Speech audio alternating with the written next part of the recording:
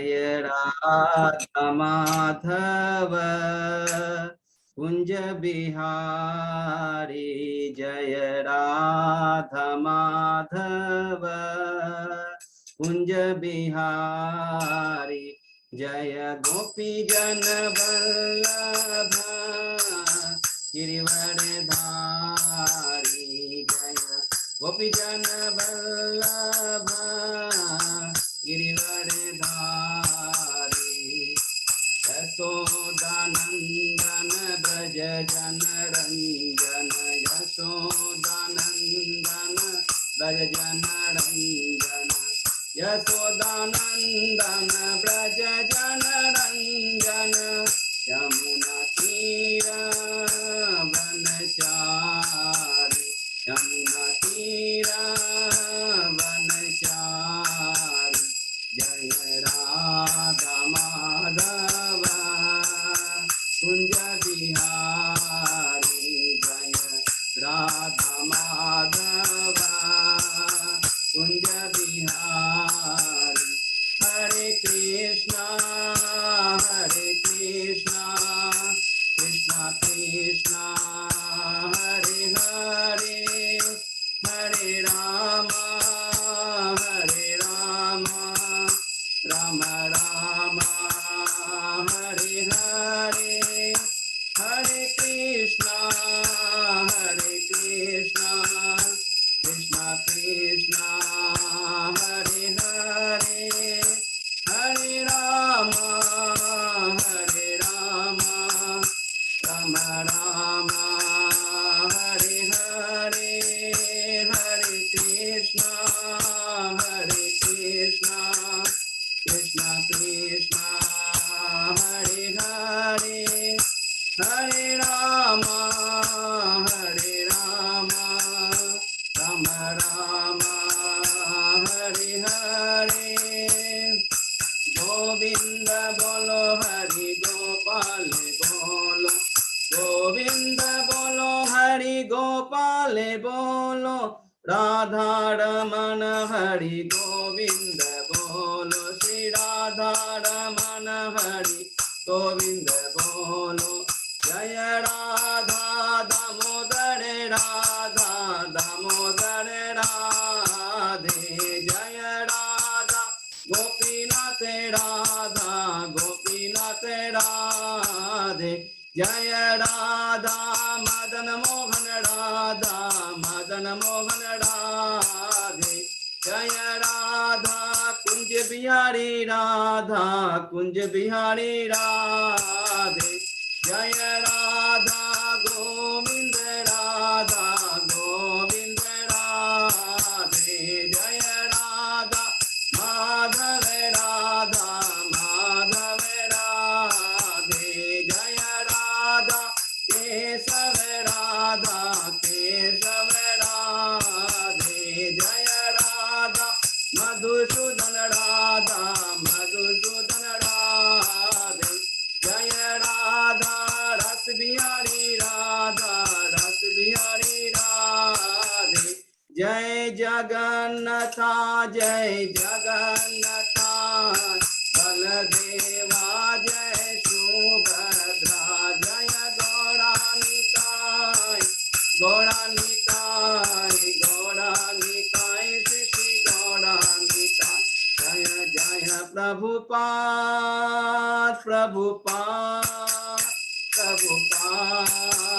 जय शिला प्रभुपाद, जय जय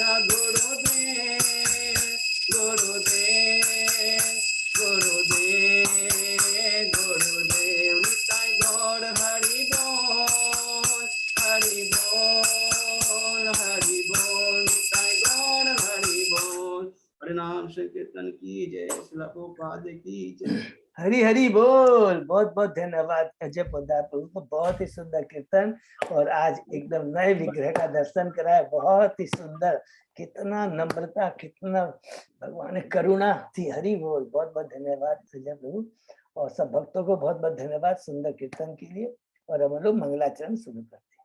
ओम अज्ञान तिमिरांधस्य ज्ञानांजन शलाकया चक्षुरुन्मीलितं येन तस्मै श्री गुरुवे नमः। श्री चैतन्य मनोविष्टम स्थापितम येन भूतले स्वयं रूप कदा मह्यम ददाति स्वपदान्तिकम वंदे हम श्री गुरु श्री युत पद कमलम श्री गुरु वैष्णवांच च श्री रूपम साग्र जातम सहगना रघुनाथम वितम तम सजीवम स्वादेतम सावभूतम परिचम सहितम कृष्ण चैतन्य देवम श्री राधा कृष्ण पादान सहगना ललिता श्री विशाखा वितांत च नम ओम विष्णुपादाय कृष्ण प्रेष्ठाय भूतले श्रीमते भक्ति वेदांत स्वामी इति नामने नमस्ते सरस्वती देवे गौरवाणी प्रचारिणी निर्विशेषा शून्यवादी पाश्चात्य देश तारिणी वांछा कल्पतरुभ्यस्य कृपा सिंधुभ्य एव च पतितानां पावनेभ्यो वैष्णवेभ्यो नमो नमः। नमो महावदान्याय कृष्ण प्रेम प्रदायते कृष्णाय कृष्ण चैतन्य नामने गौरतिसे नमः।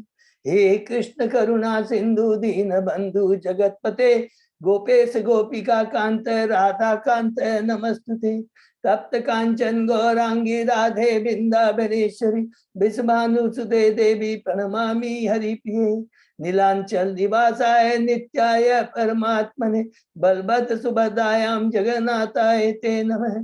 जय श्री कृष्ण चैतन्य प्रभु नित्यानंद श्री अद्वैत गदाधर श्रीवासादि गौर भक्तवृंद मुखम करोति वाचालम पंगु लंगे गिरिम यत्कृपातमहं वंदे श्री गुरु मदीनतारिणं परमानंद माधवम श्री चैतन्य ईश्वरम। हरे कृष्णा कृष्ण कृष्ण हरे हरे हरे राम राम राम हरे। श्री मंगलाचरण की जय, शिला प्रभुपाद की जय। हरे कृष्णा। आज के श्रीमद् भागवतम चर्चा में अध्ययन में पाठ में सभी भक्तों का हार्दिक स्वागत है। सभी भक्तों के चरणों में मेरा सादर दंडवत प्रणाम है। अभी हम लोग कैंटो 3 का अध्याय 19 जिसका शीर्षक है हिरण्याक्ष का वध का अध्ययन कर रहे हैं। ये भगवान की बहुत बड़ी असीम कृपा है, गुरु आचार्यों की, कि हम लोग सब मिल करके श्रीमद् भागवतम की चर्चा कर पा रहे हैं। अब इसके पहले हमने जो 18 अध्याय कंप्लीट किए हैं उसको हम लोग क्विकली संक्षेप में एक बार उसको पुनरावृत्ति कर लेते हैं। प्रथम अध्याय में विदुर जी उद्धव जी से भगवान के भक्त उनकी लीलाओं के बारे में, जो वृंदावन मथुरा और द्वारका में हुई थी उसके बारे में प्रश्न करते हैं। दूसरे अध्याय में शीर्षक है भगवान का स्मरण, जिसमें उद्धव जी बहुत ही भावुक हो जाते हैं जब भगवान के बारे में विदुर जी पूछते हैं, और एक बार आध्यात्मिक स्तर से चले जाते हैं, फिर भौतिक स्तर पर आकर करके विदुर जी के प्रश्नों का उत्तर देना शुरू करते हैं। दूसरे अध्याय में वृंदावन के भीतर की लीलाएं उनका वर्णन है। तीसरे अध्याय में प्रवेश करते हैं वृंदावन के बाहर की लीलाएं, जो कि कंस के वध से लेकर करके द्वारका में भगवान किस प्रकार यदुवंशियों को भी इस धरा से पलायन करवाते हैं और स्वयं सरस्वती नदी के तट पे जाके बैठ जाते हैं, जो कि चौथे अध्याय में इसका वर्णन आता है कि विदुर जी का मैत्रेय मुनि के पास में जाना, और वहां पर उद्धव जी कहते हैं मैं भी पहुंचता हूँ। मैत्रेय मुनि भी अहेतु की कृपा से पहुंचते हैं, और भगवान कितना सुंदर मेरे प्रति भगवान की कृपा कि हे उद्धव, तुमने मेरे संगति की याचना की थी, इसलिए आज तुम यहाँ पे आए हो। तुम्हें वो दिव्य ज्ञान दूंगा क्योंकि अर्जुन को भी मैंने भगवत गीता में नहीं दिया और ब्रह्मा जी को चतुश्लोकी भागवतम से। विदुर जी कहते हैं मुझे भी वो दिव्य ज्ञान दीजिए। उद्धव जी कहते हैं कृपा करके ये ज्ञान आप मैत्रेय मुनि से प्रदान कर सकते हैं, प्राप्त कर सकते हैं, जो कि हरिद्वार में गंगा नदी के तट पर रहते हैं।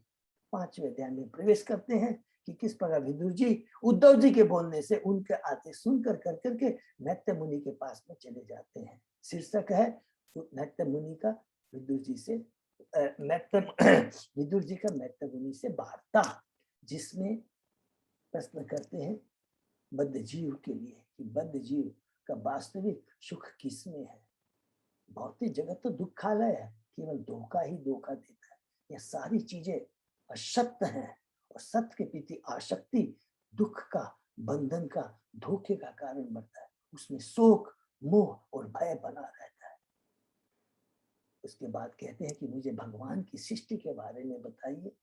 मैत्रेय मुनि यहाँ से भगवान की सृष्टि के बारे में बताते हैं, कौन सी सर्ग प्राइमरी जो क्रिएशन है, जो कि प्रधान महत्वत्व नित्य अहंकार के माध्यम से किस प्रकार 33 एलिमेंट्स की उत्पत्ति होती है, और सेंस देवता किस प्रकार भगवान से प्रार्थना करते हैं उनकी याद, उनकी कृपा के लिए, उनके गाइडेंस के लिए, कि हमें आपने जिस उद्देश्य से यहाँ पर इस भौतिक जगत में प्रकट करवाया है, कृपा कर करके हमारे को आदेश दीजिए कि हम आपके आदेश का पालन कर सके, आपके उद्देश्य जो है उसको पूरा कर सके। छठे अध्याय में प्रवेश करते हैं। शीर्षक है विश्व रूप की सृष्टि, जिसमें भगवान अपनी विवश शक्ति भेजते हैं देवताओं की प्रार्थना सुन कर करके, और जो 23 एलिमेंट है जो कार्योदय विश्व ने उत्पन्न किया, वो आपस में अमांगमेट होते, 1000 वर्ष होता है, उसके बाद में विश्व रूप की सृष्टि होती है। ऐसे असंख्य ब्रह्मांड है, एक नहीं। यहाँ पर समाप्त होता है सर्ग के बारे में। देखिए पहले कैंटो 2 में 5वें 6ठे अध्याय में सर्ग के बारे में हमने डिटेल में पढ़ा, जो कि ब्रह्मा और नारद मुनि के वार्ता के माध्यम से हमने सुना था। बहुत सुंदर है। और यहाँ पर हम लोग ने मैत्रेय मुनि और विदुर जी के मुखारबिंद से सुना, मैत्रेय मुनि के मुखारबिंद से सुना। 7वें अध्याय में प्रवेश करते हैं और प्रश्न करते हैं। जैसे 8वें अध्याय में परीक्षित महाराज और प्रश्न करते हैं जब सर्ग और भगवान की लीलाओं का वर्णन करते हैं, 8वें अध्याय में कैंटो 2 में और सारे प्रश्न करते हैं। उसी तरह यहाँ पर भी विदुर जी मैत्रेय मुनि से और प्रश्न करते हैं ईश्वर तत्व, जीव तत्व के बारे में, ब्रह्मा के बारे में, मनुओं के बारे में, मनुओं के तत्व के बारे में। हम लोग 8वें अध्याय में प्रवेश करते हैं कि किस प्रकार यहाँ से जब सर्ग खत्म हो गया, अब ये ब्रह्मा जी का कार्य शुरू हो रहा है, तो ब्रह्मा जी की उत्पत्ति की दरकार है। तो उसने हमने 8वें अध्याय में पढ़ा किस प्रकार गर्भोदक्षाय विष्णु से ब्रह्मा जी का प्राकट्य होता है, ब्रह्मा जी की उत्पत्ति होती है, ब्रह्मा जी भगवान की स्तुति करते हैं, भगवान जी उनके हृदय में प्रकट होते हैं, उनके सुंदर मुकुट पीताम्बर का वर्णन बहुत सुंदर हमने पढ़ा। 9वें अध्याय में प्रवेश करते हैं कि ब्रह्मा जी की प्रार्थना स्तुति है भगवान के प्रति कि आप ही एकमात्र जानने के वस्तु हैं, आप सारे स्रोतों के अवतार है, जितने भी अवतार है उसके आप स्रोत हैं, और मैं आपके साकार रूप का दर्शन करता हूँ, और चूंकि मुझे सृष्टि के लिए कहा गया है तो कृपा करके उस पर कृपा करें, जैसे कि रजोगुण के प्रभाव में आकर मैं अपने को सृष्टि करता नहीं। भगवान उनसे कहते हैं नहीं, मैं सर्व कारण कारण हूँ, तुम मेरे प्रथम जीव हो, तुमने मेरी तपस्या की है, रजोगुण तुम्हारे पास फटक तक ही नहीं पाए। 10वें अध्याय में प्रवेश करते हैं सृष्टि के विभाग, जिसमें हमने 2 चीज पढ़ा, प्राकृतिक और वैकृतिक। प्राकृतिक माने वो हो गया सर्ग, और वैकृतिक वो हो गया विसर्ग। सर्ग जो कारणोदक्षाय विष्णु द्वारा हुआ, और विसर्ग जो ब्रह्मा जी उत्पत्ति कर रहे उन्होंने। ठीक है, फिर हम लोग 11वें अध्याय में प्रवेश करते हैं परमाणु के द्वारा काल की गणना, जिसमें हमने समय के डिवीजन के बारे में पढ़ा, मनुओं के बारे में पढ़ा, हम लोगों ने युगों के बारे में संक्षेप में पढ़ा, कल्प ब्रह्मा जी के एक दिन को जो कल्प के बारे में, अलग अलग ब्रह्मा जी के दिन को अलग अलग अलग कल्प के अलग नाम है। ठीक है, उसके बाद में हम लोगों ने ब्रह्मा जी की जो आयु है उसकी तुलना भगवान जी की आयु, माने भगवान जी की जितनी 100 वर्ष तक रहते हैं, और एक वर्ष कितना 1000 चतुर्युग तक होता है। वैसे एक दिन ब्रह्मा जी का 1000 तो भगवान जी की 100 दिन की जो आयु है हमने पढ़ा, वो भगवान की आयु से 1 सेकंड से भी कम। और उसके बाद में हमने पूरे ब्रह्मांड का 4 लाख मील, 4 लाख अरब मील दाया है, उसके बारे में पढ़ा। और किस प्रकार एक एक जो है पृथ्वी अग्नि जल उनका जो परत है पिछली परत से 10 गुनी मोटी होती है, ये पढ़ा। और आगे भी हम डिटेल में 5 कैंटों में पढ़ेंगे, चिंता की बात। उसके बाद हम 12वें अध्याय में प्रवेश करते हैं, जिसमें यहाँ से ब्रह्मा जी शुरू करते हैं कुमारों और अन्यों की सृष्टि। पहले 5 अविद्या को उत्पन्न करते हैं, तमः मोह भावों तमिश्रम अंध तमिश्रम, और फिर विद्या। उसके बाद में वो चतुष्कुमार प्रथम उत्पन्न होते हैं, फिर रुद्र। उसके बाद में ब्रह्मा जी किस प्रकार अपने पुत्री के प्रति मोहित होते हैं, और उस कलुष चेतना को त्याग कर करके फिर वो किस प्रकार सात्विक चेतना में आकर करके उन्होंने वेदों का उत्पत्ति करते हैं। और अंत में हमने पढ़ा कि वे, उसके पहले हमने पढ़ा था 10 कुमार के भी बारे में, 10 और पुत्रों को उत्पन्न करते हैं, जब रुद्र के बाद में जब होते हैं, वो जब वो उत्पात करते हैं सृष्टि के बजाय, तो वो 10 उत्पन्न करते हैं, जिसमें 9 ऋषि, वशिष्ठ, अंगिरा अलग अलग और नारद। और अंत में वो एक कपल को उत्पन्न करते हैं, शांभु मधु और सतरूपा। ये बहुत इंपॉर्टेंट, बार बार कहता हूँ, इसको याद रखिएगा। यहीं से अब हम लोग का पूरा एकदम लास्ट तक क्या तक किस प्रकार एक एक परंपरा के बारे में हम लोग सुनेंगे हैं कि स्वयं मनु प्रथम मनु है। याद रखें, हमने पढ़ा ना, अलग अलग 14 मनु, ब्रह्मा जी के एक दिन में 14 मनु होते हैं, जो कि हम लोग ने 11वें अध्याय में पढ़ा है, ठीक है ना, समरी में। और ये स्वयं प्रथम मनु है और इनकी 5 संतानें हैं। हम लोग 13वें अध्याय में प्रवेश करते हैं। बराह भगवान का अवतार। तो ये जो मनु है, अब वो सृष्टि करने के लिए तैयार हो जाते हैं। ब्रह्मा जी खुश हो जाते हैं, लेकिन पृथ्वी तो गर्भ सागर में डूबी रहती है। तो ब्रह्मा जी जब चिंता करते हैं और भगवान उनकी चिंता को देख करके उनके नासिका से स्वयं प्रकट होते हैं बराह भगवान के रूप में, और वो पृथ्वी का उद्धार करते हैं। और इसी अध्याय में हम लोगों ने दूसरे वराह के बारे में पढ़ा, जिसका नाम है नील वराह या रक्त वराह, जिन्होंने हिरण्याक्ष का वध किया। और किस प्रकार देवता बराह भगवान की स्तुति करते हैं और भगवान उसके बाद वहां से चले जाते हैं। 14 अध्याय में प्रवेश करते हैं। संध्या समय दीति का गर्भ धारण, जिसमें हमने पढ़ा कि अशमय संभोग करने के गलती के कारण कश्यप मुनि और दीति के गर्भ में 2 असुर गर्भ धारण करते हैं। दीति गर्भ धारण करते हैं, 2 असुरों को लेकर के पश्चाताप करती है। और कश्यप मुनि उनको बताते हैं, पश्चाताप तुमने किया है, तुम भगवान के प्रति भक्ति है, देवताओं के प्रति, परम वैष्णव पे तुम्हारी भक्ति है, तुम्हारे पुत्र, गलती हो गई, लेकिन तुम्हारे पुत्र जो भगवान के द्वारा ही मारे जाएंगे, वैष्णव का अभिशाप उनको नहीं लगेगा। वैष्णव का अभिशाप बहुत खतरनाक होता है। और तुम्हारा जो पुत्र होगा भगवान का बहुत महान भक्त प्रहलाद होगा। 15वें अध्याय में प्रवेश करते हैं। भगवान के साम्राज्य का वर्णन, जिसके अंदर में हमने पढ़ा कि किस प्रकार जब दीति गर्भ धारण करती है, पूरा भौतिक वातावरण भयानक हो जाता है। देवता ब्रह्मा जी के पास जाते हैं और यहाँ से ब्रह्मा जी बताना शुरू करते हैं अपने चतुष्कुमार प्रथम पुत्र को लेकर के, जो कि परम योगी हैं। शुरू में वो निर्विशेषवादी है, परम योगी है। वो पूरे ब्रह्मांड को पार कर करके वैकुंठ के द्वार के पास पहुंचते, 7वें द्वार में पहुंचते हैं। द्वारपालों उनको रोते हैं, रोकते, उनसे क्रोधित हो जाते हैं और उनका विषाद देते थे, तुम्हें भौतिक जगत में आना पड़ेगा। द्वारपाल उन्हें एक्सेप्ट करते हैं, क्योंकि भगवान के भक्त है। भगवान का भक्त हमेशा नम्र होता है, कभी भी वो रिएक्ट नहीं करता। सबसे इंपॉर्टेंट चीज है कि भगवान का जो भक्त है, जो सतोगुणी लेवल पे होते हैं, ये हमेशा नोट कर लेंगे, वो कभी भी रिएक्ट नहीं करते हैं। रिएक्ट क्यों नहीं करते हैं? क्योंकि उनकी चेतना सही जगह पे होती है, सतोगुणी लेवल। रिएक्ट कब करते हैं? जब हमारी चेतना रजोगुण और तमोगुणी लेवल पे होती है। अर्थात दूसरे शब्द में कर सकते हैं, जब हमारी पशु वृत्ति हो जाती है, हमारी सोच पशु वृत्ति के बराबर, पशु के बराबर हो जाती है, इसमें बोलने में हिचक नहीं। लेकिन द्वारपाल जो कि वैकुंठ में है, सदैव भगवान का दर्शन करते हैं, भगवान की पूजा करते हैं, सदैव उनकी चेतना शुद्ध सतोगुण में। तुरंत वो अपराध बोलते हैं, मेरा अपराध हुआ है, मैं स्वीकार करता हूँ आपके अपराध, आपके दंड को, मैं साप को मैं स्वीकार करता हूँ, लेकिन एक अभ्यर्थना है, प्रार्थना है कि भगवान का विस्मरण नहीं हो। इससे बड़ा दंड नहीं हो सकता। पूरी भागवतम का सारी यही है कि भगवान की विस्मृति न हो। इससे बड़ा दंड, इससे बड़ा दुर्भाग्य, इससे बड़ा मनुष्य होने का दुरुपयोग नहीं हो सकता है। ये हमेशा याद रखें। ये खुद द्वारपाल के भगवान वहां पे आते हैं। अरे क्या हो गया, स्वयं पैदल चल के लक्ष्मी जी के साथ में आते हैं।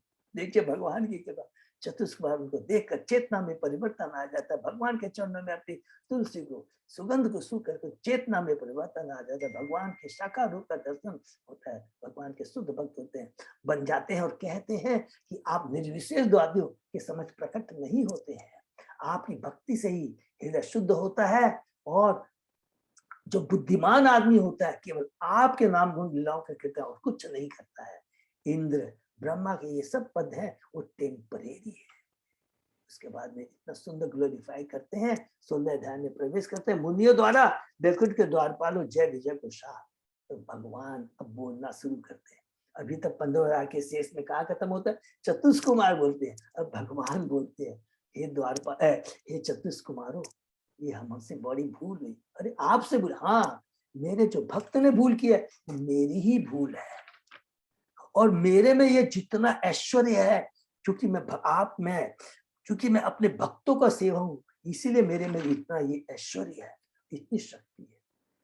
चतुष कुमार शर्मिंदा हो जाते हैं, भ्रमित हो जाते हैं और कहते हैं कि हे भगवान, ये जो आप शब्दों को यूज कर रहे हैं, ये तो आपकी विनम्रता है। ये तो आप उन बद्ध जीवों को, हम जैसे बद्ध जीवों को एक शिक्षा देते हैं कि कभी भी वैष्णव के प्रति कोई अपराध नहीं होना चाहिए। बहुत सुंदर गीते, बहुत वर्णन पढ़ा हमने। और फिर लास्ट में जो 26वें श्लोक में भगवान कहते हैं, हे चतुष कुमार, सच बात तो ये, देखिए ये बहुत इंपॉर्टेंट है कि ये जान लो कि तुम लोगों ने जो कुछ भी को अभिशाप दिया है, यह मूलतः मेरे द्वारा निश्चित था। अतः वे अवश्य ही भौतिक जगत में इनका डाउनफॉल होगा, और सदैव क्रोध ईर्ष्या के द्वारा वो मुझसे संयुक्त रहेंगे, जुड़े रहेंगे, क्रोध और ईर्ष्या के द्वारा, और शीघ्र ही मेरे धाम आएंगे। देखिए इसमें दो चीज कितनी इंपॉर्टेंट है। वो सदैव मेरे प्रति क्रोध करेंगे, ईर्ष्या करेंगे, उसके बाद में मेरे धाम आएंगे। इसका मतलब ये कब होता है? जब ये भगवान के द्वारा नियोजित होता है। और अगर हम अपने इंद्र तृप्ति के हिसाब से क्रोध करते हैं तो हमारा डाउनफॉल होगा। लेकिन अगर हम क्रोध करते हैं भगवान की तुष्टि के लिए तो हमारा कल्याण होगा। तो जितने भी तीन समय में हिरण्यकशिपु, रावण, कुंभकर्ण, शिशुपाल, दंतवंग, याद रखेंगे ये जो आए हैं, जितना भी उन्होंने ईर्ष्या युद्ध किया, ये भगवान की तुष्टि के लिए था, भगवान के आदेश से था, अपनी तुष्टि के लिए नहीं था। एक एक चीज को हमको याद रखेंगे, ये भगवान स्वयं कहते हैं। और उसके बाद में इस बात को रिपीट करते हैं, ब्रह्मा देवता को बोलते हैं, देखो मैंने तुमको जो चीज बताई है, भगवान ने अभी कहा है कि ये भगवान द्वारा नियोजित था। तो भगवान द्वारा जब नियोजित है, तुमको घबराने की दरकार कैसे? तो तुमको डरने की दरकार नहीं है। तो भगवान की लीला है, उसका आनंद लो, जल्दी से जाओ, भगवान की लीला का आनंद लो। ये कह करके यहाँ पर हम लोग ने 16 अध्याय में समाप्त किया। इसके बाद में हम 17 अध्याय में प्रवेश करते हैं।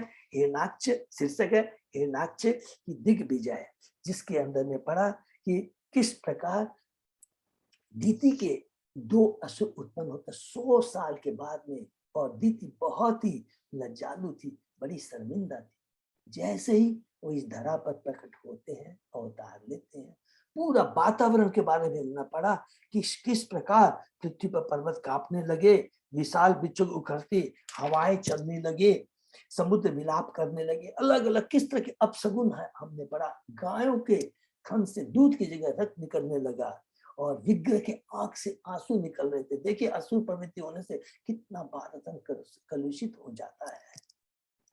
उसके बाद में बताया किस प्रकार कश्यप मुनि ने उन दोनों का नामकरण किया, और इसके बाद में हिरण्य किस प्रकार अपने भाई हिरण्यकशिपु को प्रसन्न करने के लिए वो स्वर्ग लोक तक जाता है, देवता नहीं मिलते हैं। उसके बाद में समुद्र में जाता है, वरुण देव की राजधानी विभावरी में किस प्रकार वो वरुण को उकसाता है, लेकिन वरुण उससे एक्साइट नहीं होते। ये हमारे लिए बहुत बड़ी शिक्षा हमने पढ़ा कि कभी भी हमें एक्साइट नहीं हो, सतोगुणी जो लेवल पर तो कभी एक्साइट नहीं होता है। इस प्रकार वरुण भगवान कहते हैं कि नहीं, मैं तो बूढ़ा हो चुका हूँ, मुझे युद्ध करने की क्षमता नहीं, तुम्हें तो भगवान विष्णु के पास तुम जाओ। भगवान विष्णु तुम जैसे दुष्टों का संहार करके एवं भक्तों अपनी पाप प्रदर्शित करने के लिए वराह के रूप में धारण किए हैं, तो वहां पे जाओ और उनसे युद्ध करो, वही तुम्हारे बराबर के हैं। ये कह करके के समाप्त होता 18वें अध्याय में प्रवेश करते हैं भगवान का और बराह देव का भगवान बराह तथा हिरण्याक्ष के बीच युद्ध। बहुत ही सुंदर वर्णन है कि किस प्रकार पहले हिरण्यक्ष भगवान को अपमानित करता है, अपशब्द युद्ध करता है, तुम तो वन गोचर हो, मृग हो, मूर्ख हो, सुरादमा हो, इस तरह के। और भगवान कहते हैं कि ठीक है, हम तो जंगल के प्राणी हैं और तुम जैसे कुत्तों का शिकार करने के लिए ही घूमते रहते। बहुत सुंदर भगवान वर्णन कहते हैं। उसके बाद हमने युद्ध के बारे में हमने पढ़ा, कितना सुंदर युद्ध हो रहा है। दोनों में युद्ध होता है, भगवान एक दूसरे से युद्ध कहते हैं। हिरण्य एवं भगवान के बीच युद्ध हुआ तब भगवान जब भगवान ने हिरण्य को ललकारा तो वह क्रुद्ध हो गया, क्रुद्ध के मारे उसके सारे अंग कांपने लगे। इस तरह का बहुत सुंदर कि किस तरह की मनोवृत्ति होती है। भगवान बड़े शांत है, लेकिन हिरण्य चूंकि वो असुर बुद्धि है, तमोगुणी बुद्धि है, रजोगुणी बुद्धि है, किस तरह जैसे ही भगवान बोलते हैं उकस जाता है, फुंफकारता है।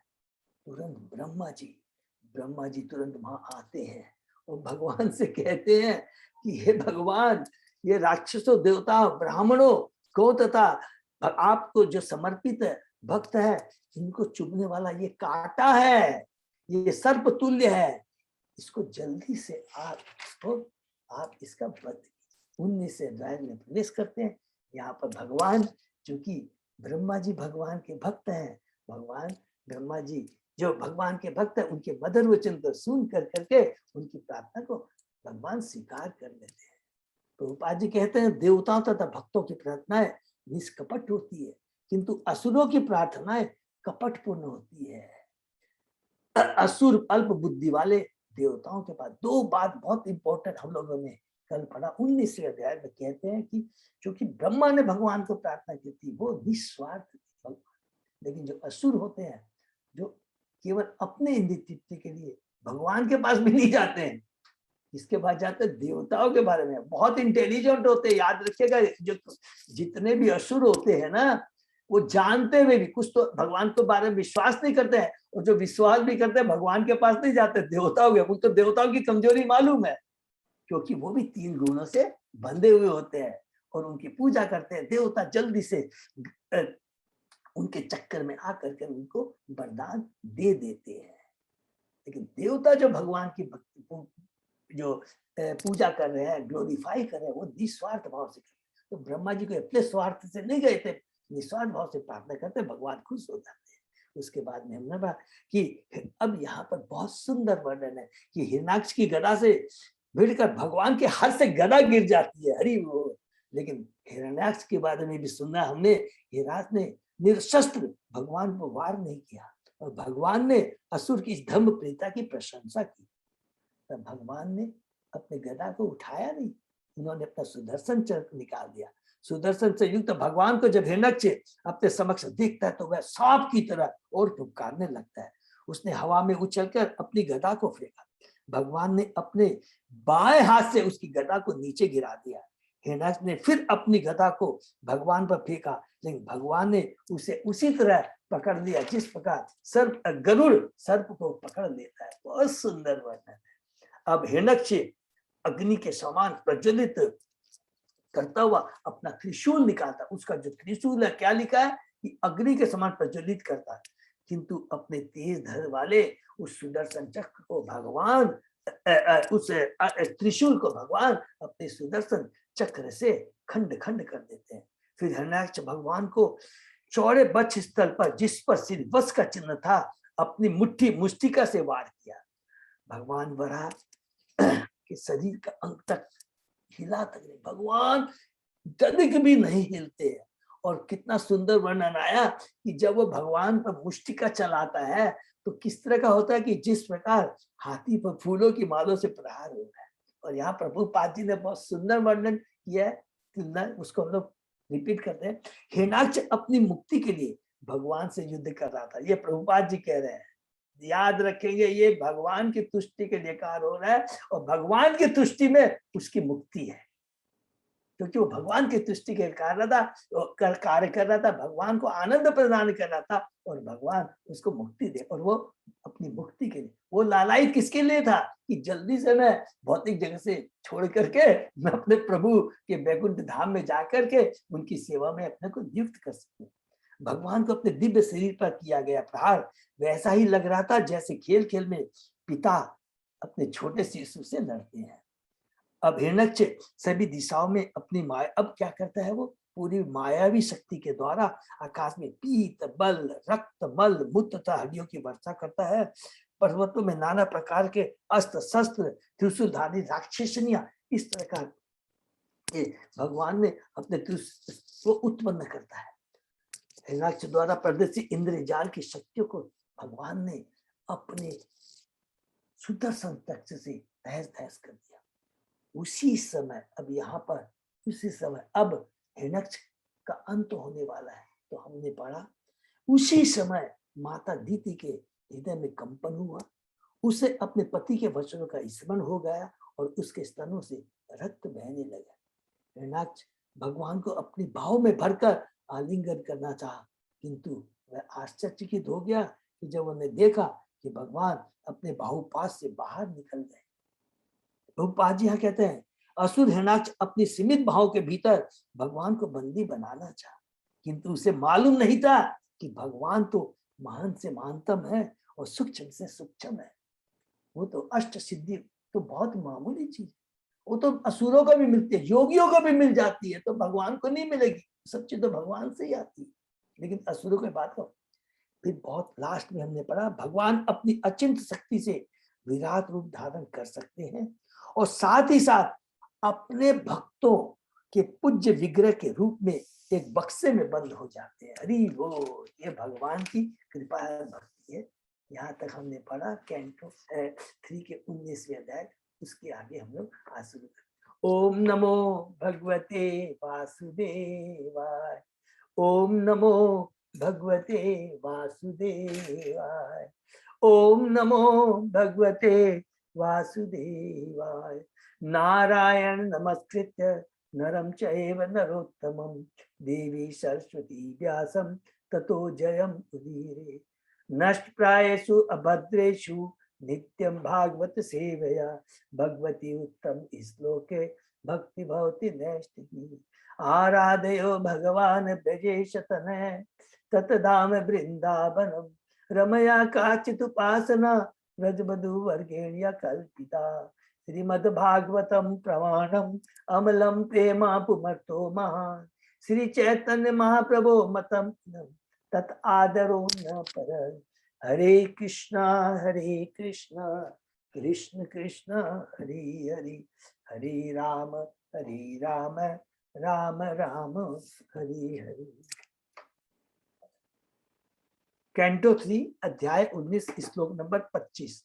अजय वो 25 से है ना? हाँ प्रभु जी 25। हाँ Prabhu. Okay, thank you so much. शुरू करते हैं। तम मुष्टिभि विनिधनंतम द्रज्य सारे अधोक्षज करेण कर्ण मूले अहं यथा त्वाष्टम मरुत्पति। तब वह असुर भगवान को कठोर मुक्कों से मारने लगा तो भगवान अधोक्ष ने उसकी कनपटी में उस तरह तमाचा मारा जिस प्रकार मरुत गणों के स्वामी इंद्र ने वृत्तासुर को मारा था। देखिए यहाँ भगवान को अधोक्ष अर्थात समस्त गणनाओं से परे कहा गया है, माने जो भौतिक इंद्रियों से परे है, इसलिए उनको भगवान को अधोक्ष कहते हैं। अच्छा का वास्तविक अर्थ हमारी इंद्रियों की माप और अधोक्ष का अर्थ है जो हमारी इंद्रियों की माप के परे। हरि बोल। तो भगवान हमारी भौतिक इंद्रियों से परे हैं, तो किस प्रकार यहाँ पर भगवान उसके कनपटी में मारते हैं, ठीक है ना। स आह तो विश्व जिता ही अवज्ञा परिभ्रमत गात उदस्त लोचन विशीर्ण बाहु अंग्री शिरो अपत तत यथा नगेंद्र लुलित नभ सत्वा। सर्व जेता भगवान ने यद्यपि अत्यंत उपेक्षा पूर्वक प्रहार किया था, किंतु उससे असुर का शरीर चकराने लगा, उसकी आंखें बाहर निकल आई, उसके हाथ तथा पैर टूट गए, सिर से बाल बिखर गए, वो अंदर से उखड़े हुए विशाल वृक्ष की बात थी, मृत होकर गिर पड़ा। देखिए कितनी इसने बड़ी इंपॉर्टेंट बात है। केवल भगवान तो लीला कर रहे थे, गदा से अपने सुदर्शन से वो त्रिशूल निकाल रहा है, भगवान को मुक्का मार रहा है, लेकिन यहाँ पर भगवान केवल एक उसको कनपटी में मारते हैं तो उसकी क्या अवस्था हो। भगवान को असुरों के मारने में एक क्षण भी नहीं लगता। वे चाहते तो हिरणाक्ष को बहुत पहले मार डालते, किंतु वे असुर को अपना पूरा मायाजाल दिखाने के लिए छोड़े रहे। मनुष्य को यह जान लेना चाहिए कि कोई इंद्रजाल से, ज्ञान की वैज्ञानिक प्रगति से अथवा भौतिक शक्ति से भगवान की समता नहीं कर सकता। उनके एक संकेत से हमारे सारे प्रयास निष्फल हो जाते हैं। उसकी शक्ति अनुमान के परे है, उनकी शक्ति अनुमान के परे, इसलिए समस्त आसुरी चालों के बावजूद भगवान की इच्छा होते ही एक ही चाटे से उस असुर की मृत्यु हो गई। देखिए यहाँ कितनी बढ़िया प्रभुपाद जी बात कर रहे हैं। दो चीज यहाँ पर प्रभुपाद जी बता रहे हैं कि जितने योगी असुर होते हैं वो भी इंद्रजाल मायाजाल की विद्या जानते हैं, और ये जितने भी अष्ट सिद्धियां हैं, इंद्रजाल क्या क्या उसने नहीं किया, ये जितनी ये सारी भौतिक है, और ये सारी भौतिक शक्ति भगवान की आध्यात्मिक शक्ति, भगवान के आध्यात्मिक ऐश्वर्य के सामने कुछ भी नहीं। और इसको हम लोग की सोच के ये बाहर है, उनकी शक्ति हमारी सोच के बाहर है। और हमने और याद रखेंगे ये सारी चीज को पूरी भागवतम हम स्टडी कर सकते कि हिरण्यकशिपु के पास कितनी भौतिक ऐश्वर्य, भौतिक शक्ति, मायावी शक्ति, सब कुछ उसके पास, लेकिन वो आध्यात्मिक शक्ति के सामने टिक नहीं सकती। टिकने की तो बात छोड़ दीजिए, जितनी भी बड़ी भौतिक शक्तियां हैं, भगवान की आध्यात्मिक शक्ति की एक माने कण मात्र से वो नष्ट हो जाती है। एक कण, भगवान को कुछ नहीं करना पड़ता है। भगवान ने देखिए अपना एक उसको तमाचा मारा और वो पूरा खत्म हो। और हमने पढ़ा वो कितना असुर, कितना विराट रूप था उसका, पूरा उसने स्वर्गलोक, ब्रह्मलोक, पृथ्वीलोक में कितना हाहाकार मचा रखा था, कितना शक्तिशाली था, लेकिन भगवान ने केवल एक उसको तमाचा मारा और खत्म हो। ये बहुत इंपॉर्टेंट है कि भगवान की शक्ति के सामने, इसलिए भगवान को 6 ऐश्वर्यों में क्या है, सर्वशक्तिमान कहा गया है।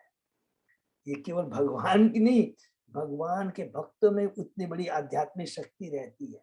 वो किस तरह की आध्यात्मिक शक्ति है, वो ऐसे वो नहीं दिखाते कि वो भी लड़ने, नहीं, उनकी भक्ति की वो शक्ति होती है जिसके सामने असुर की अखा अदा जो भौतिक शक्ति है वो कोई काम नहीं करती है। उनकी भक्ति की शक्ति इतनी पावरफुल, जो कि हम लोग पढ़ेंगे आगे 7वें कैंटो में प्रहलाद महाराज को लेके। नेक्स्ट, छितो शयानम त अकुंठ वर्चसम कराल दष्टम परिदष्ट दाक्षदम अज आदयो वीक्ष्य शशांशु आगता अहो इमं को नु लभेत संसितितम। उस स्थान पर भयावने दांतों वाले अपने ओटों को काटते हुए भूमि पर लेटे उस असुर को देखने के लिए ब्रह्मा तथा अन्य देवता आ गए। उसके मुखमंडल का तेज अब भी अमिलन था। ब्रह्मा ने उसकी प्रशंसा करते हुए कहा, ओह, ऐसी भाग्यशाली मृत्यु किसकी हो सकती है। देखिए चेतना, जिसकी अच्छी चेतना होती है, कितना इसमें बड़ी दिव्य शिक्षा है। ब्रह्मा जी ऐसे नहीं बोलते, अरे असुर था तुम, नित्यासुर प्रवृत्ति है, ये कर रहा था तुम, ये कर रहा था, मारा गया। नहीं, अरे वो कितना भाग्यशाली है, भगवान के हाथों मारा गया। ये होती है सही चेतना। यद्यपि असुर मर चुका था, किंतु उसके शरीर का तेज कम नहीं हुआ था। यह अत्यंत विचित्र है, क्योंकि जब कोई व्यक्ति या पशु मरता है तो उसका शरीर तुरंत पीला पड़ जाता है, धीरे धीरे तेज घट जाता है और सड़न होने लगती है। किंतु यहाँ हम देखते हैं कि यद्यपि हिरण्याक्ष मर चुका था, किंतु उसके शरीर का तेज घटा नहीं था, क्योंकि भगवान ने उससे शरीर का स्पर्श किया था। हरि बोल, हरि बोल, क्या सुंदर बात है। भगवान को दूध पिलाने आई थी कौन, पुतना राक्षसी, पुतना राक्षसी। भगवान ने उसको टच किया था, और जब उसका मृत शरीर से जब उसको अग्नि दिया गया तो पूरा उससे सुगंध, अद्भुत सुगंध निकल रही थी। सोचिए भगवान के टच से कितना उसमें भी सुगंध। और वही चीज यहाँ पर कह रहे हैं कि उसका शरीर का तेज कटा नहीं, क्योंकि भगवान ने उसके शरीर को स्पर्श किया। शरीर का तेज तभी तक बना रहता है जब तक आत्मा उपस्थित है। यदि असुर शरीर से आत्मा का प्रयाण हो चुका था, तो भगवान द्वारा शरीर स्पर्श किए जाने से उसका तेज कम हुआ। व्यक्तिगत आत्मा सिर्फ भगवान से भिन्न है। यदि कोई अपना शरीर छोड़ते समय भगवान को देखता है तो वह निश्चय भाग्यशाली है। अतः ब्रह्मा आदि देव ने उस असुर की मृत्यु की प्रशंसा की। देखिए कितनी बड़ी बात है, भगवान का उसके स्पर्श हुआ और भगवान के द्वारा मारा गया तो उसका कल्याण हो गया। तो इसलिए भक्त कहते हैं कि हे कृष्णा, सदैव तुम्हारा दर्शन तुम्हारा चिंतन बना रहे, तुम्हारी खाली कृपा बने। क्योंकि भगवान में कोई क्रोध ईर्ष्या नहीं होता है। और अभी हमने पढ़ा था कि भगवान को मारने का मतलब है, पढ़ा था ना कि अभी वो अलग अलग जो अपशब्द यूज कर रहा है, बन कोचर है, मृग है, अज्ञ है माने मूर्ख है, और कहता है कि मारने का मतलब है, भगवान का मारने का मतलब है मुक्ति प्रदान करना। और यही चीज ब्रह्मा जी ने कहा कि अरे तुम इतना भाग्यशाली है। ये नहीं कहा कि अरे असुर को आपने मार करके देवताओं को आपने मुक्ति प्रदान की, उनको आनंद है। नहीं, भगवान का भक्त भगवान के हाथों मारे जाना कितना बड़ा कृपा की बात है। ये ब्रह्मा जी, ये प्रभुपाद जी अपने तात्पर्य माध्यम से बताना चाह रहे हैं। यम योगिनो योग समाधिना रहो ध्यायन्ते लिंगात अशोत मुमुक्षया तस्य एष दैत्य ऋषभ पदाहतो मुखम प्रपश्यन् तम तनुम उत्सर्ज।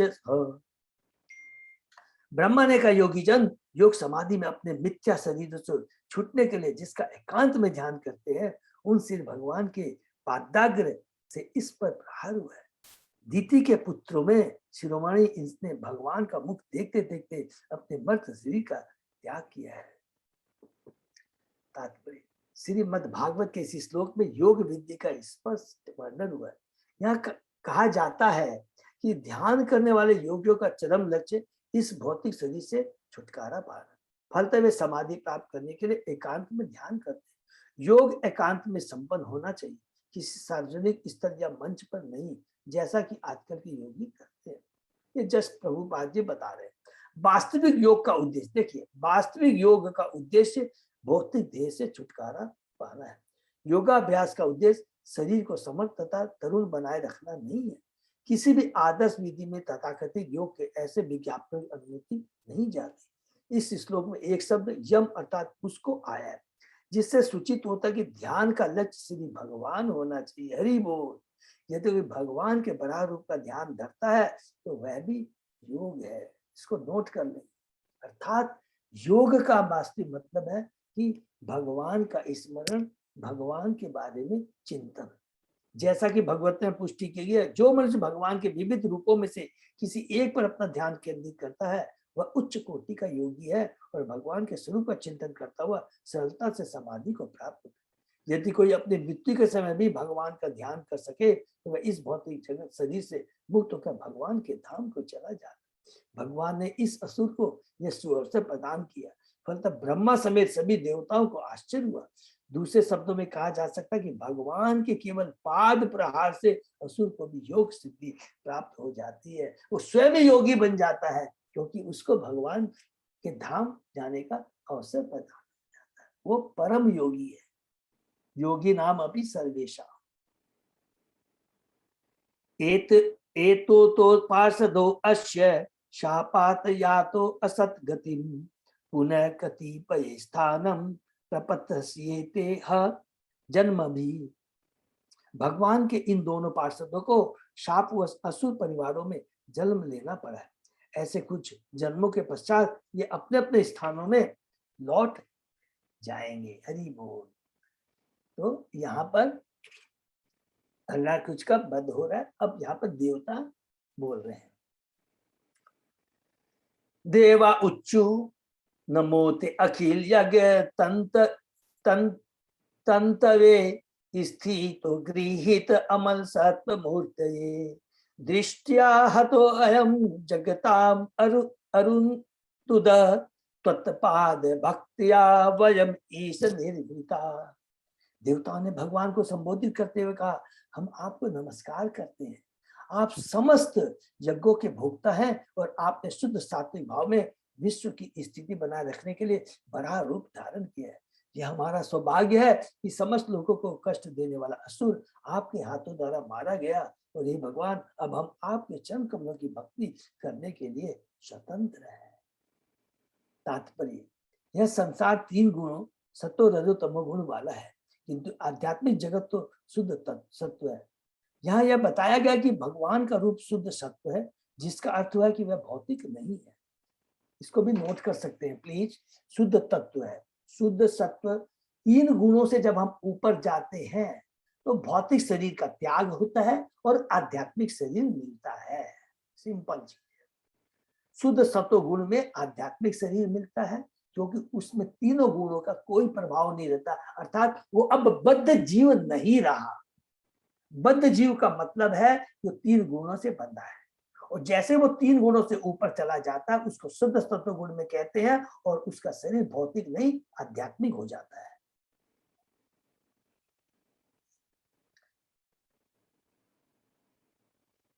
इस भौतिक जगत में कहीं भी शुद्ध सत्व नहीं है। भागवत में शुद्ध सत्व अथवा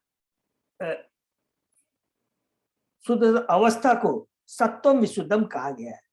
विशुद्धम का अर्थ है शुद्ध। शुद्ध सत्व में अन्य 2 निम्न गुणों के कारण कोई कलमश नहीं होता, अर्थात रजोगुण और तमोगुण। अतः बराह रूप जिसमें भगवान प्रकट हुए थे इस भौतिक जगत का न था। भगवान के और भी रूप है, किंतु इनमें से एक का भी सांसारिक गुणों से कोई संबंध नहीं होता। ये रूप विष्णु रूप से अभिन्न है।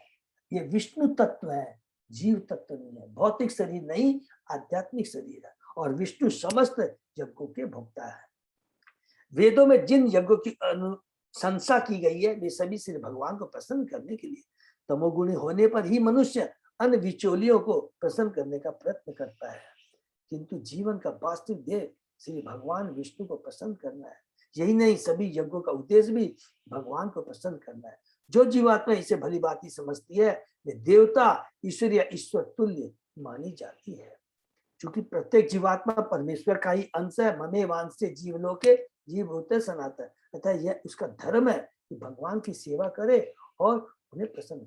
यत करोसी यत राशि यद दोषी ददासी है, जो कुछ भी करो हमें भगवान के लिए ही करना चाहिए।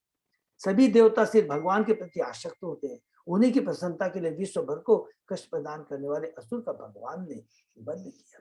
पवित्र जीवन की सार्थकता भगवान को प्रसन्न करने में है, और पवित्र जीवन में जितने भी यज्ञ संपन्न किए जाते हैं वे श्री कृष्ण भगवान के अंतर्गत है। देखिए कितनी बड़ी बात है।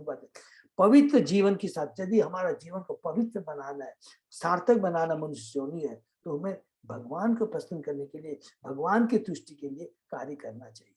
यह कृष्ण भावनामृत भक्ति योग के द्वारा विकसित की जाती है, जिसका यहाँ स्पष्ट उल्लेख हुआ है। हरि बोल। अब मैत्रेय वाचः एवं हिरण्यक्ष्याम अशः विक्रमम् साधयित्वा हरि आदिशूकर जगाम लोकम स्वम अखंडित उत्सवम समीदित पुष्कर विष्टर आदि भी। श्री मैत्रेय ने कहा, इस प्रकार अत्यंत भयानक असुर हरियांश को मारकर आदि भरा भगवान हरि अपने धाम वापस चले गए। हरि बोल, जहाँ निरंतर उत्सव होता रहता है। ब्रह्मादि समेत समस्त देवताओं ने भगवान की प्रशंसा की। यहाँ पर भगवान को आदि शुक्र कहा गया है, जैसा कि वेदांत सूत्र में कैंटो 1 के 1 अध्याय के दूसरे में कहा गया है। परम सत्य की प्रत्येक वस्तु का मूल है। परम सत्य ही प्रत्येक वस्तु का मूल है। अतः यह माना जाता है कि समस्त 84 लाख योनियां भगवान से उद्भूत है, वही आदि अथवा प्रारंभ है। भगवद गीता में अर्जुन ने श्री कृष्ण को आद्यम अर्थात आदिकालीन मूल कहकर संबोधित किया है। इसी प्रकार ब्रह्म संहिता में भगवान को आदि पुरुष कहा गया है।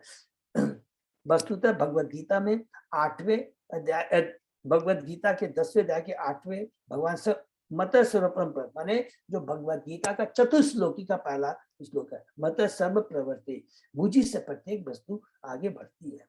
ऐसी स्थिति में हिरण्याक्ष का वध करने तथा पृथ्वी को गर्भ सागर से उठाने के लिए भगवान ने बराह रूप धारण किया। वे आदि शुक्र बने। इस संसार में शुक्र अत्यंत गरीब माना जाता है, किंतु आदि शुक्र अर्थात श्री भगवान को सामान्य शुक्र नहीं समझा गया। यहाँ तक कि ब्रह्मा तथा अन्य देव तक ने भगवान के सूकर रूप की प्रशंसा की। इस श्लोक से भगवद गीता में इस कथन की पुष्टि होती है कि दुष्टों का वध करने और भक्तों की रक्षा करने के भगवान अवतार लेते हैं। हिरण्याक्ष को मारकर उन्होंने असुरों को मारने और ब्रह्मा आदि देवताओं की रक्षा करने का अपना वचन पूरा किया। यह कथन कि भगवान अपने धाम को वापस चले गए सूचित करता कि भगवान का अपना विशेष दिव्य आवास होता है। चूंकि वह समस्त शक्तियों से पूर्ण है, अतः वे गोलोक वृंदावन में रहते हुए भी सर्वत्र व्याप्त है। ठीक वैसे ही जैसे सूर्य ब्रह्मांड के भीतर विशिष्ट स्थान में स्थिर होकर समस्त ब्रह्मांड को प्रकाशित करता है, सूर्य जैसे अपने सूर्य लोक में रहकर पूरे ब्रह्मांड को प्रकाशित करता है, उसे भगवान गोलोक धाम में रहते हुए अपने विस्तार के रूप में, अवतार के रूप में सर्व जगह व्याप्त है। यद्यपि भगवान का रहने का विशिष्ट आवास है, किंतु वे सर्वव्यापी है। हरि बोल। निर्विशेषवादी भगवान के इस सर्वव्यापी रूप को मानते हैं, किंतु वे दिव्य आवास में स्थित उनके पद को नहीं समझ पाते, जहां वे निरंतर दिव्य लीलाओं में संलग्न रहते हैं। वो भगवान जो निर्विशेषवादी है, उनको माने जिनका साकार रूप में उनको नहीं मानते। इस श्लोक में आगत अखंडितोत्तर स्वम शब्द विशेष महत्वपूर्ण है। उत्सव का अर्थ है आनंद। जब भी प्रसन्नता व्यक्त करने के लिए कोई कार्य किया जाता है तो वह उत्सव कहलाता है। उत्सव पूर्ण प्रसन्नता का सूचक है और यह भगवान के धाम वैकुंठ लोक में सदैव विद्यमान है। भगवान जब ब्रह्मा जैसे देवताओं द्वारा पूजित है तो मनुष्य जैसी नगण्य आत्माओं का क्या कहना है, इसको नोट कर लेंगे। देखिए, भगवान जब ब्रह्मा जैसे देवताओं द्वारा पूजित है तो मनुष्य जैसे भगवान अपने धाम से धरा पर उतरते हैं, इसलिए उन्हें अवतार कहा जाता है। कभी कभी अवतार से भौतिक रूप या जीता जागता रूप ग्रहण किया जाता है, किंतु वास्तव में अवतार वह व्यक्ति है जो उच्च प्रदेशों से नीचे उतरता है। भगवान का धाम आकाश में बहुत ऊंचाई पर है और वे उस पद पर से नीचे आते हैं, इसलिए अवतार कहलाते हैं। अवतार साधारण जीव को नहीं, मनुष्य को नहीं है, भगवान अवतार लेते हैं। भगवान के भक्त आते हैं किसी उद्देश्य को लेकर। मया यथा अनुक्तम अवादिते हरे कृत अवतारस्य सुमित चेष्टितम यथा हिरण्याक्ष उदार विक्रमो महामृदे किडम्बत निराकृत।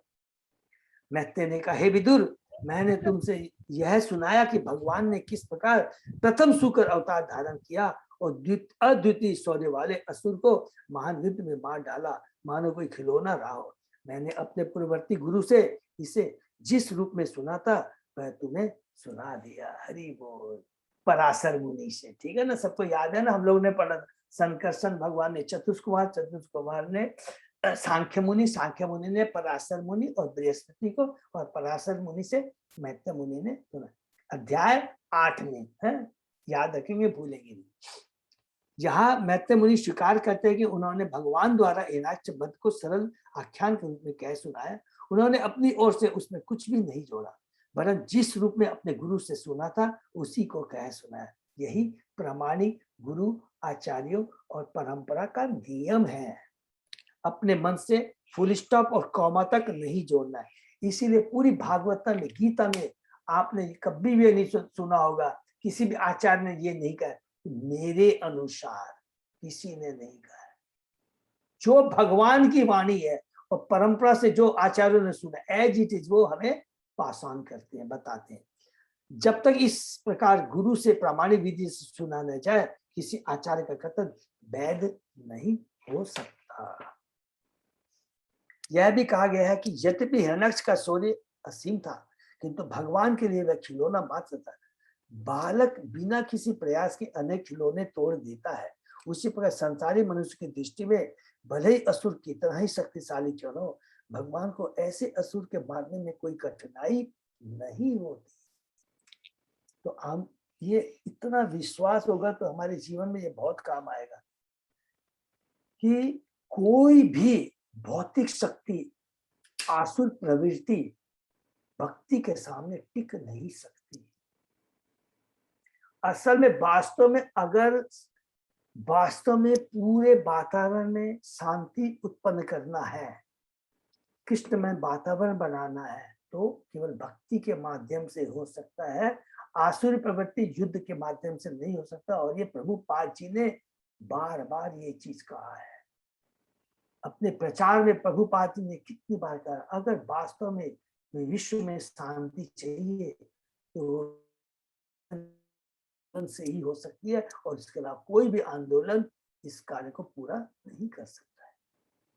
सुत्तवाचः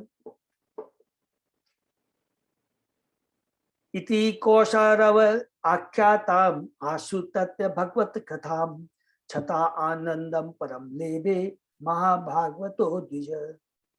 श्री सुत गोस्वामी ने कहा, हे शौनक, भगवान के परम भक्त मेरे प्रिय ब्राह्मण यथा छता विदुर को कौशरव मैत्र मुनि ने अधिकाधिक सोच से श्री भगवान की लीलाओं का वर्णन सुनकर दिव्य आनंद प्राप्त हुआ और वह अत्यंत प्रसन्न हुआ। हरि वो सुत गो नेमी सरायण के मुनि पूछे थे ना सुत गोस्वामी से, तो यहाँ पर सुत गोस्वामी बता रहे कि तुमने विदुर जी के बारे में पूछा था, तो ये देखो मैंने तुमको बताया।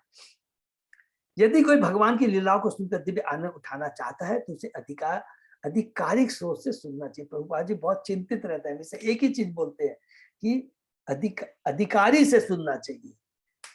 मैत्रेय ने इस आख्यान को प्रामाणिक गुरु से सुना था और विदुर ने मैत्रेय से।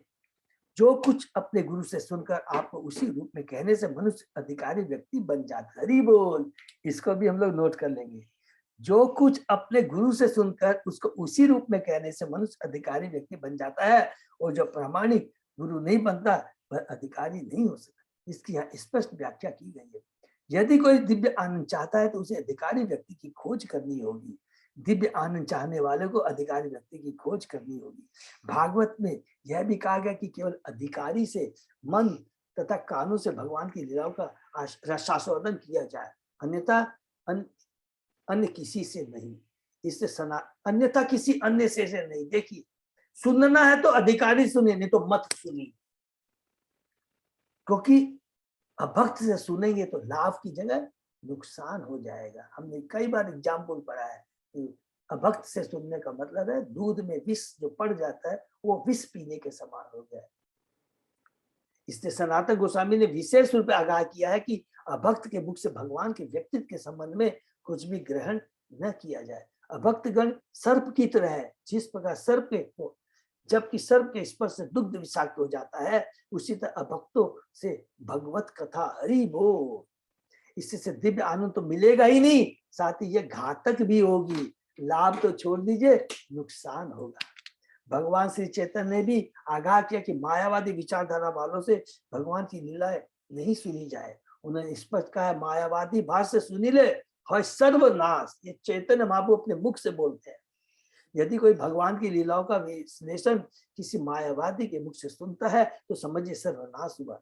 एक बार निर्गुणवादियों की संगति की नहीं कि भगवान के सगुण था उनकी दिव्य लीलाओं को समझ पाना दुष्कर। हरि बोल, कितनी पावरफुल बात बोल रहे हैं कि मति इतने नष्ट हो जाएगी कि हम लोग भगवान की लीलाओं को समझना ही दुष्कर हो जाएगा। इतनी ज्यादा मति नष्ट हो जाती है अगर मायावादियों का हम लोग एसोसिएशन करते हैं। सुत गोस्वामी शौनक आदि ऋषियों को सुना रहे थे, तो उन्होंने इस श्लोक में उन्हें द्विज अर्थात द्विजन्मा कहकर संबोधित किया। नैमिषारण्य में एकत्र होकर सुत गोस्वामी से सिर्फ भागवत सुन रहे समस्त ऋषि ब्राह्मण थे, किंतु ब्राह्मण की योग्यता प्राप्त कर लेना ही सब कुछ नहीं होता। मात्र द्विज होना सिद्ध नहीं है, वैष्णव बनना पड़ेगा। भक्त का मतलब वैष्णव। सिद्धि तो तभी मिलती है जब कोई प्रामाणिक सोचे भगवान की लीलाओं को सुने। हरे कृष्णा प्रभु, अजय यही समाप्त करना है। नहीं,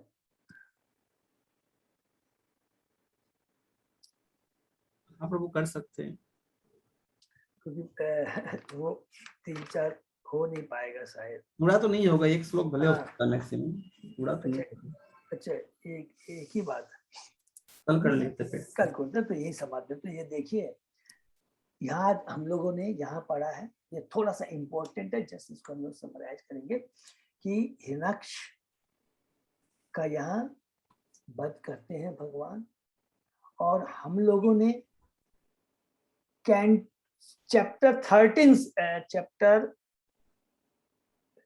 चैप्टर 13 से, यस, वराह भगवान का अवतार के बारे में हमने सुनना शुरू किया।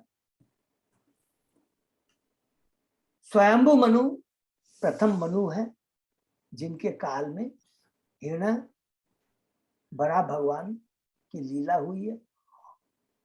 वो कौन सी लीला हुई है? श्वेत वराह के बारे में। लेकिन यहाँ पर हम लोगों ने पढ़ा है, जो हिरण्याक्ष का जो प्रथम जो वराह भगवान है, श्वेत वराह में क्या हुआ था? केवल पृथ्वी का उद्धार हुआ है। और ये जो वराह अवतार जो हमने पढ़ा 13वें अध्याय से शुरू किया, श्लोक नंबर 31, 32, 33 से शुरू हुआ है और 19वें अध्याय में आकर करके ये समाप्त हो जाता है। और इसके बाद में हम लोगों ने बीच में क्या पढ़ा था? 12वें कैंटो में पढ़ा था कि ब्रह्मा जी ने एक कपल को उत्पन्न किया, वो है स्वयंभू मनु और सत्यरूपा। और ये जो हमने हिरण्याक्ष का जो वध हुआ है, जो लीला हुई है, ये 6वें मनु काल में होता है, चक्षुष मनु के काल में। यहां पर ये समाप्त हो जाता है। अब यहां से कैंटो 3 के 12वें अध्याय में जो हमने पढ़ा कि जो ब्रह्मा जी ने जो कपल उत्पन्न किया, स्वयंभू मनु और सतरूपा, उनकी जो 5 संतानें हैं, उनके बारे में अब हम लोगों को सुनने के लिए मिलेगा।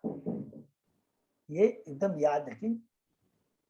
20वें अध्याय में जस्ट रिवीजन है, जो कि अभी मैं नहीं बोला, चूंकि अभी बता दूं कल का दिया। उसके अंदर में जो भी हम लोगों ने कानून दक्षाई विष्णु के बारे में पढ़ा है, अभी तक जो हम लोगों ने चैप्टर 5 से लेकर के अभी तक पढ़ा, जस्ट उसकी रिपीटिंग करेंगे।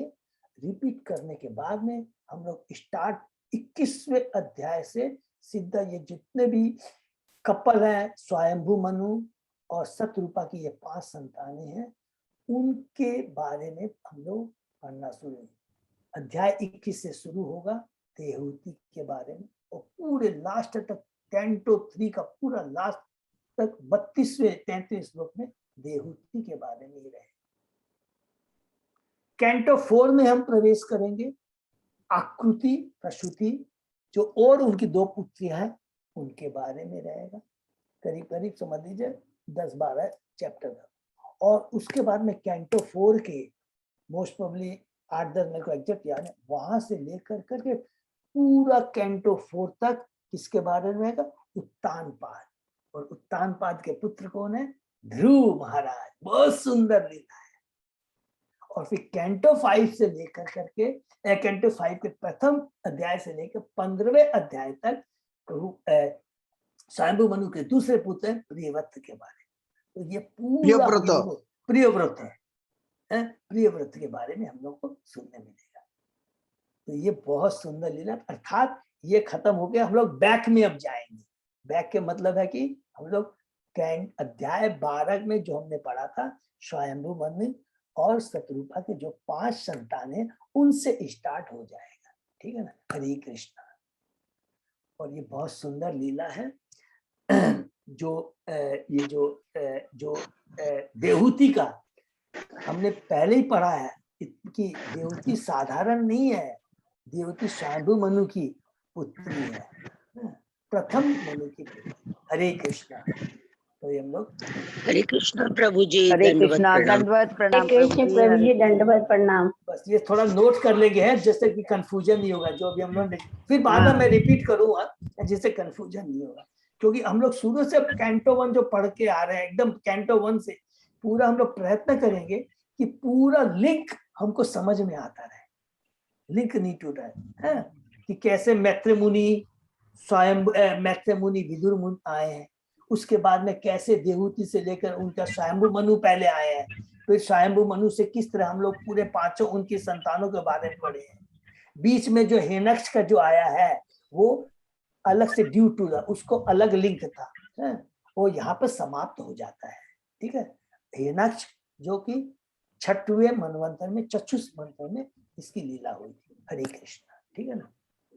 हरे कृष्ण प्रभु जी दंडवत प्रणाम।